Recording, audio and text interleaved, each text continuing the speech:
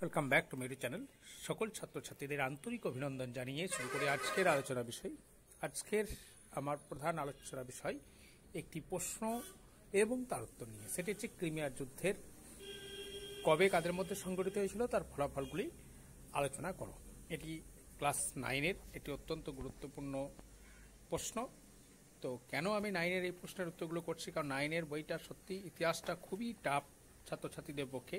সেই জন্য আমি চেষ্টা করছি এদের কিছু প্রশ্নের উত্তরগুলো করে দেওয়া। তাই প্রত্যেকের কাছে অনুরোধ, যারা এটি দেখছো অবশ্যই চ্যানেলটিকে সাবস্ক্রাইব করে পাশে থাকা বেল আইকনটি প্রেস করো, যাতে সবার প্রথম তোমাদের কাছে নোটিফিকেশনগুলো পৌঁছে যায়। চলো আমরা সরাসরি প্রশ্নের যে উত্তরটি রয়েছে সেটা দেখে নিই। ক্রিমিয়ার যুদ্ধ কবে কাদের মধ্যে হয়, এই যুদ্ধের ফলাফল আলোচনা করো। এটি উত্তর হচ্ছে ইংল্যান্ড ও ফ্রান্স রাশিয়ার বিরুদ্ধে 1854 খ্রিস্টাব্দে ক্রিমিয়ার যুদ্ধ ঘোষণা করে। এই যুদ্ধে পিডমন্ট সার্ডিনিয়া ইঙ্গো ফরাসির পক্ষে যোগদান করেন। এটা আমি এক্সট্রা লিখে দিয়েছি আরও ভালোভাবে তোমাদের বিষয়টা জানার জন্য। এবার ফলাফল। ক্রিমিয়ার যুদ্ধের ফল ছিল গুরুত্বপূর্ণ। যেমন 1, এই যুদ্ধের দ্বারা বলকান অঞ্চল ও কৃষ্ণ সাগরের তথা তুরস্কের রুশ অগ্রগতি বাধাপ্রাপ্ত হয়।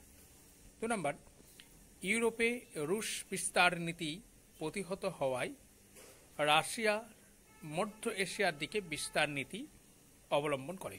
এর ফলে ভারতে ব্রিটিশ সাম্রাজ্যের নিরাপত্তা বিঘ্নিত হয়।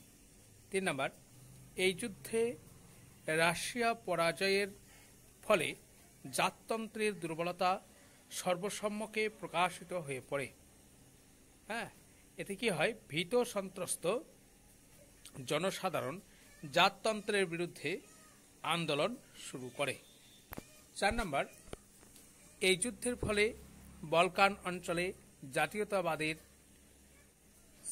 স্ফুরণ ঘটে এবং বিভিন্ন জাতিগোষ্ঠীর স্বাধীনতার জন্য তৎপর হয়ে ওঠে। এই ছিল ক্রিমিয়ার যুদ্ধের ফলাফলগুলি। ইম্পর্টেন্ট প্রশ্ন এটি। উত্তর কেমন লাগলো তোমাদের অবশ্যই জানাবে। আর ভিডিওটি শেষ পর্যন্ত দেখার জন্য তোমাদেরকে ধন্যবাদ জানাই।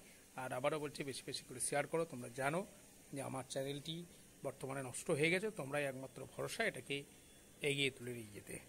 ধন্যবাদ।